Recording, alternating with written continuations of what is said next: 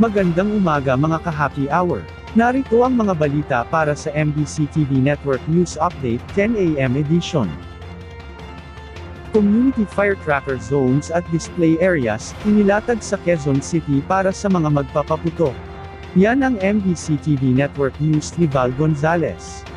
Kasado na ng lokal na pamahalaan ng lungsod Quezon at Quezon City Police District ang itinalagang mga community firecracker zones at fireworks display areas para sa mga magpapaputok sa pagsalubong ng taong 2025. Ayon kay QCPD Acting District Director Police Colonel Melesio Buslig Jr., ang 24 na mga lugar na ito ay mahigpit na babantayan ng pulisya upang matiyak ang kaligtasan ng publiko. Sabi ng opisyal, ipatutupad ng QCPD ang mga ordinansa at mga batas na sumasaklaw sa pagbibenta, paggamit at paggawa ng mga pinagbabawal na paputok tulad ng Watusi, Piccolo, Pop-Up, 5-star at maraming iba pa. At para aniya matiyak na mababantayan ng ang lungsod ay nagtalaga na ng 1,200 personnel at 2,203 force multipliers ang QCPD para maipatupad ang mga umiiral na mga batas na may kinalaman sa paputok. Batay sa inaprobahang 2 ordinansa sa QC, papatawan ng multang mula 1,000 hanggang 5,000 piso at may kaakibat na pagkakakulong ng hanggang 1 taon ang sino mang lalabag. Dahil dito'y hinihikayat ni Colonel Buslig ang mga residente ng pinakamalaking lungsod sa Metro Manila na gumamit na lamang ng mga alternatibong pampaingay gaya ng torotot, tambol, takip ng kaldero at iba pa para salubungin ang bagong taon.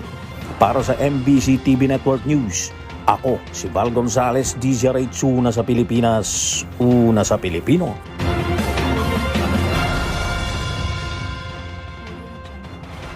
Samantala, happy ang New Year dahil sa nakaambang oil price rollback sa susunod na linggo. Maligayang bagong taon ang bubungad sa ating bayang motorista, matapos ma-monitor ng Department of Energy Oil Industry and Management Bureau, ang pagbaba sa presyohan ng lahat ng produktong petrolyo.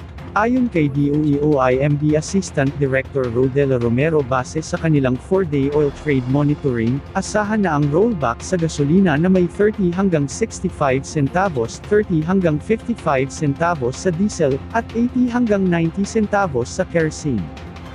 Paliwanag ng DOE, ang nasabing pagbaba sa presyo ng produktong petrolyo ay bunsod ng mababang demand mula sa international market, gayon din ang patuloy na oversupply ng langis sa merkado.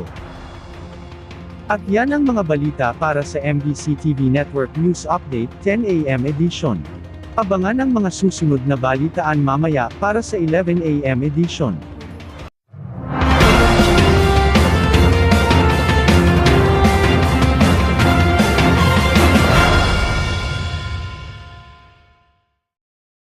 Mga ka-happy hour, kung gusto mong manood ang mga balita sa MBC TV Network News Update, mag-subscribe sa aming YouTube channel, i-like ang aming Facebook page, at i-follow sa aming TikTok account.